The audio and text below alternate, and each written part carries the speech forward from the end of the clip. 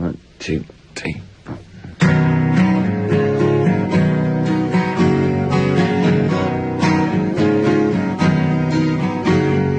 Decided not to have any part of wonderful life love.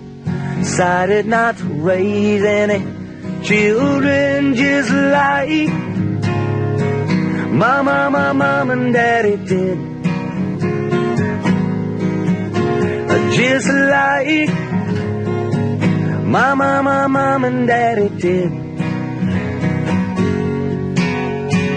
Decided not to have any part of wonderful life love. Decided not to raise some goddamn kid just like my mom and daddy did. Just like my mom and daddy did. Yes, that was their way. No, it ain't mine. Yes, they did okay. At least they tried.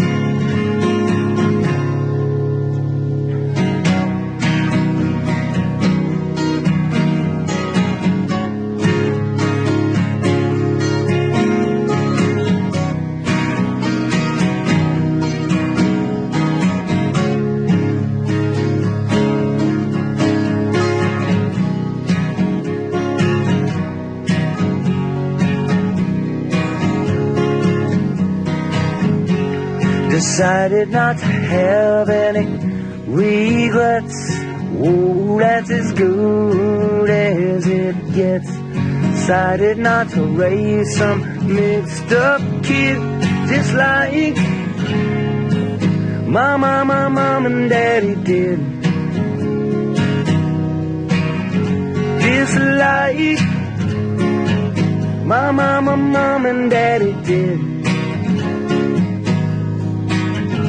Just like my mom and daddy did.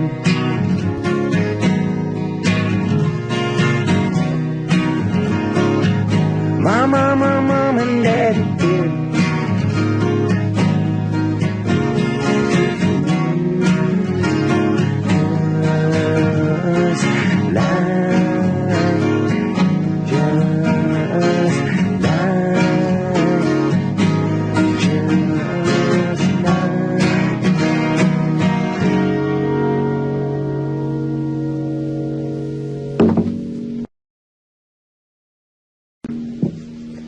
All right, Archie's 12th string debut. Mom and Daddy did. Right. You know, it's one other reason you can tell that these are written as rock songs is because they all have great riffs. You know, yeah, circular chord patterns that you come back to.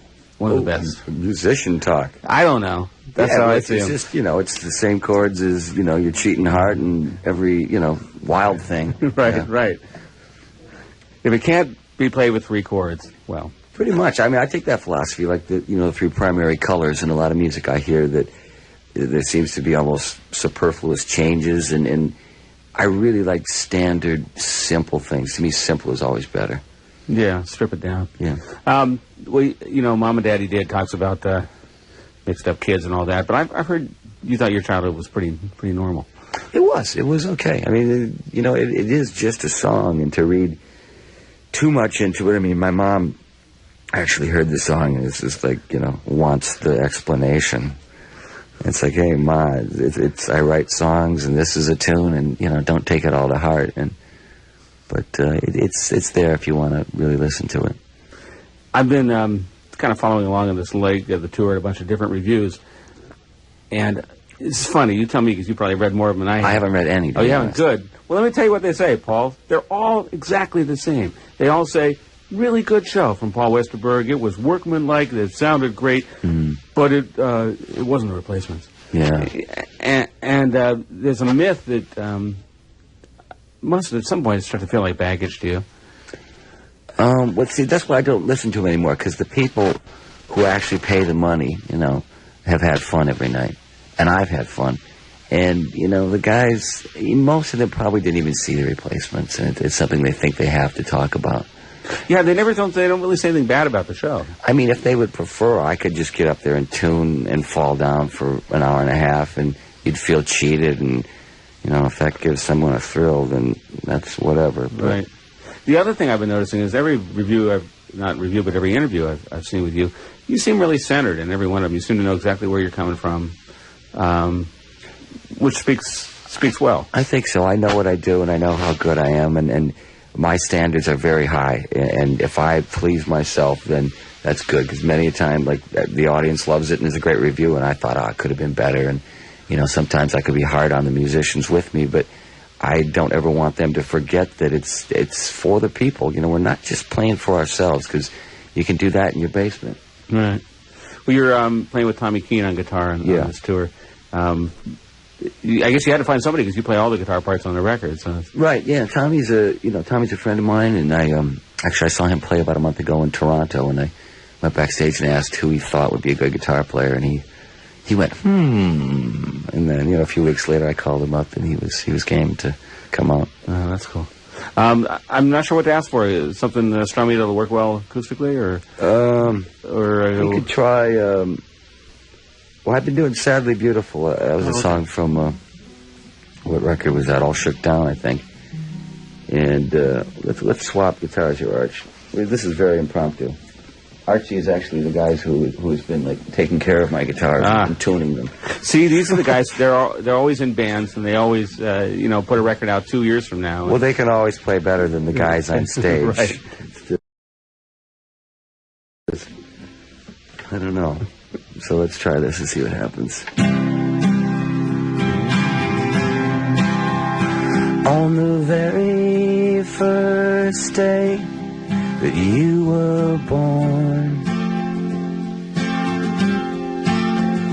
to the very last time you waved and honked your horn,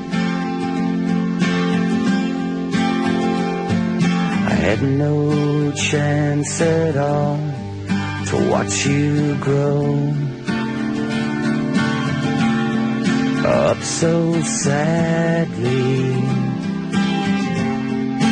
beautiful, oh so sadly beautiful.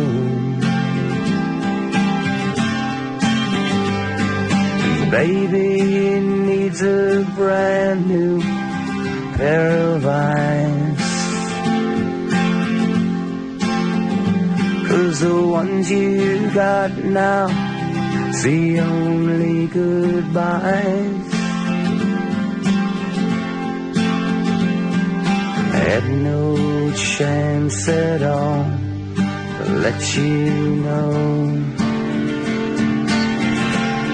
oh so sadly beautiful,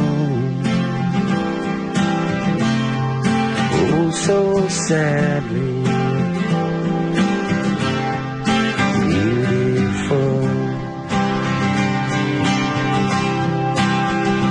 Well, you got your father's hair, and you got your father's nose, but you got my soul sad.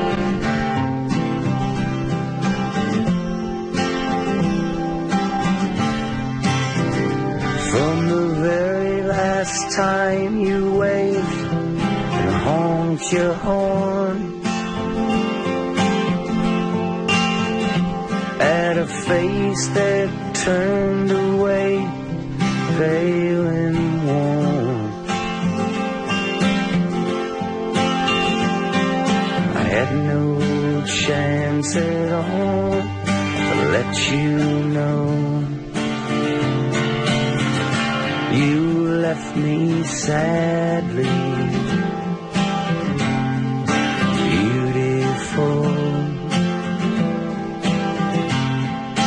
left me sadly beautiful.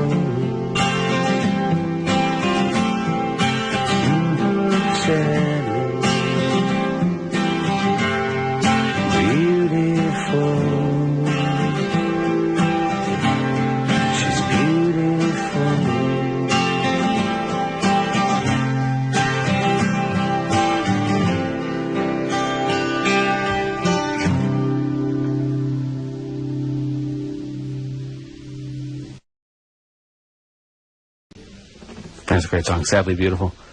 Paul Westerberg doing a solo version of that one today with Archie on the sixth string that time around. There's one of your solo songs that hasn't been on either of your solo records, which is the one that was in singles. Actually, there are two in that. Dyslexic Heart, I was thinking about. Yeah. How did that come about being in singles? I don't know the story of that. I almost forget myself because I've been lying for so long. I can't remember if I wrote the song for them. I think I had the song written, kinda, for this girl who was in a band that I was writing it either about her or for her. Slips my mind. You know, when you lie, you got to remember your lies. I know. I can't keep them straight. Anyway, it was inspired by her, and I was going to give it to her, but I never finished it. And then Cameron, showed me his movie.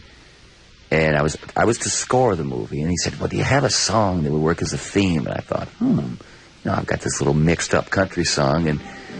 And he said he wanted something kind of like Love Me Do. So we sort of worked from there, and I went back to the hotel and, added a verse to it and brought him What Is Dyslexic Heart, and he loved it. And so that sort of became the theme of the two main characters. Yeah, it's a great song. It's not something you could do?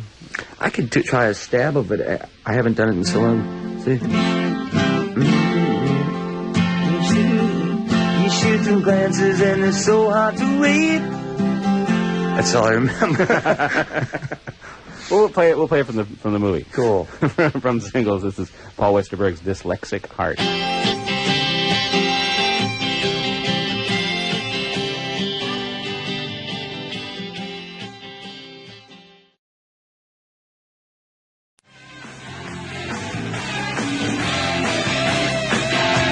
Dyslexic Heart is from the film, the song that Paul Westerberg doesn't remember. But. See, the na, he told me that had to be like 46 seconds long to go with the credits. See, I wanted it to go like once around and then dump it, but he was like, no, we need this, timing for the best grip key boy credit. Exactly. Grip the key boy. Anyway, Paul Westerberg is here with us today at the cafe. We're kind of an informal session. Do you want to do, I was wondering something from 14 Songs? That's a pretty strum-filled thing. I don't know. Well, then I want to find out some more about some songs from this because I could try a little Love Untold. Okay. In the improper key. Let's see if that works. Okay.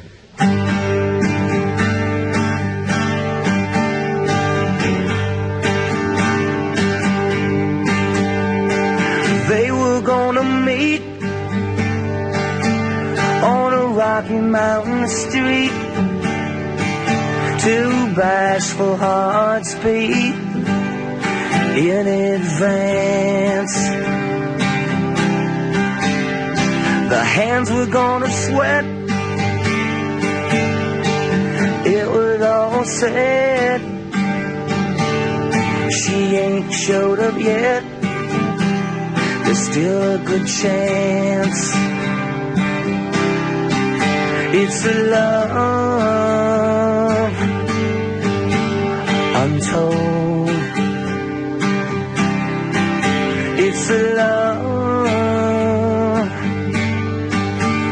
untold. Checking on her face, checks the sleeve for his ace,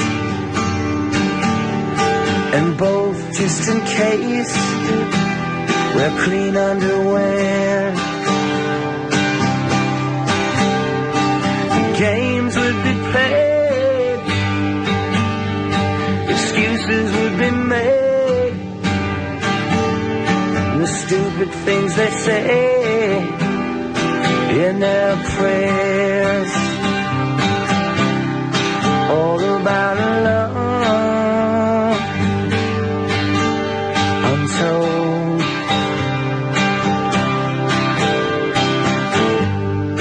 Love untold. Soft hands slowly move across the blank white page, thinking of words from my silent lips now, and fingertips to obey.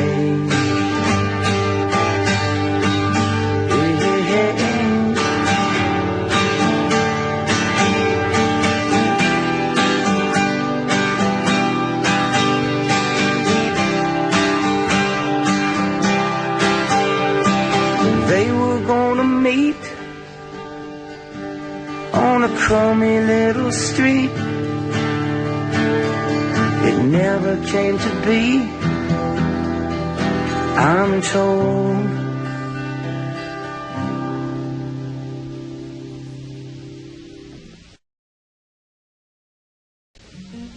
Love Untold, two sides of the story from Paul Westerberg. That's the way it should have ended. They never meet. Good song. Now, that's one of the songs that you co-produced with Brendan O'Brien on the record. How did that work out? Why were some one way and some the other? Yeah, he's a real rocker, and the bulk of my material at the time was undefined. I'd yet to write, I think, either Good Day or Mom and Daddy. And the material he was touting as my A stuff, I didn't think was... I mean, Love Untold I thought was great, but I had a lot of sort of noisy rock and roll that I didn't think was, you know, maybe as good as something like Mom and Daddy. So we argued a little on that, and I just went home to write more music, and by then he had, you know, moved on to, you know, Pearl Jam or Stone Temple Pilots to work on their records. So I figured I'd, you know, continue without him and produce it myself. I want to play one from the record, which... I don't know if we need to know that much about. So I'm not quite sure what it's about, but Ain't Got Me was a really good rocker on the record. Yeah. Any enlightenment? I don't know what it's about either. I think it's just a general one of those sort of mildly disgusted but feeling all right songs. It's kind of a T-Rex cop, you know, T-Rex being my fave as a you know, a teen.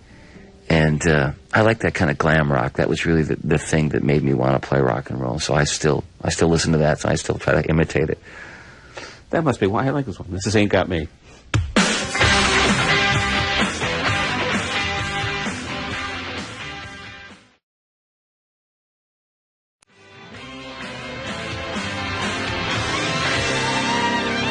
Ain't Got Me from Eventually. Paul Westerberg is here with us today. A T-Rex fan, yeah. Those the way those records were produced were wild too. Yeah, with little string sections coming in. You get the feeling that they cut the tune in like 10 minutes, and then, you know, they put the strings on that afternoon, and it was done. You know, right. It was a hit the next week. Just yeah, it's interesting. I wouldn't have necessarily picked out that was one of your influences, but that I'm also interested in what you read. It's funny. The last album had, you know, the book of your lyrics you were reading on the cover, which I guess was a way of saying I'm a songwriter, but... Yeah, I was in desperate need of something to grasp on because I'd been a band leader for 13 years, and my band was suddenly gone, and I think I felt the need to trumpet myself as a writer. And I'm more comfortable with, hey, I can get another band. You know, it's like I'm a guitar player and a singer and a songwriter and, you know, a performer and all that junk. So I don't... I maybe even went overboard trying to tell people that I was a writer. But the irony was that it was supposed to be the book that was blank, meaning that I write songs, not stories. These are not to be read, and I never include the lyrics. You know, they're to be, you close your eyes and you listen, and that's what it is. Right, right. Well, what about reading? What do I read? Yeah. You know, lately I haven't read anything. I read a couple biographies, one on Elia Kazan, is that how you pronounce it? Yeah, Elia Kazan. Elia Kazan, yeah. And I found it very interesting. You know, I like theater, and I like books on old Hollywood, like 20s, that kind of shady. I mean, it's, you know, I've read everything about rock and roll, and I'm not in a fiction mode. I was for years. I read, I think, everything by Tennessee Williams, and I'm in a lighter mood now, where I like sort of entertaining fodder. What happens to you on tour? Do you get time to do anything, or is it your time pretty much? You know, not really. Yeah. I mean, we've got the regime down, where you show up and there's time to take a bath and eat, and maybe, I mean, I watch the Flintstones every day. No matter what time I turn on, I can find the Flintstones, which is a comfort because I used to do it when I was 11, and it's like, you know, here I am, I'm grown up, and it's like nothing has changed. Except you're in a different city, yeah. Pretty much. Oh, boy. Well, thanks a lot for playing live. Really appreciate it. Thank you very much. A lot of fun. Eventually, it's a new one, and you'll be out on tour through the end of the year, or? I think so. We'll probably be we'll be down the West Coast, and maybe we'll make a run back through the Midwest, South, and East yet. Cool. Well, thanks a lot. Thank you. Paul Westerberg, our guest today on the Cafe.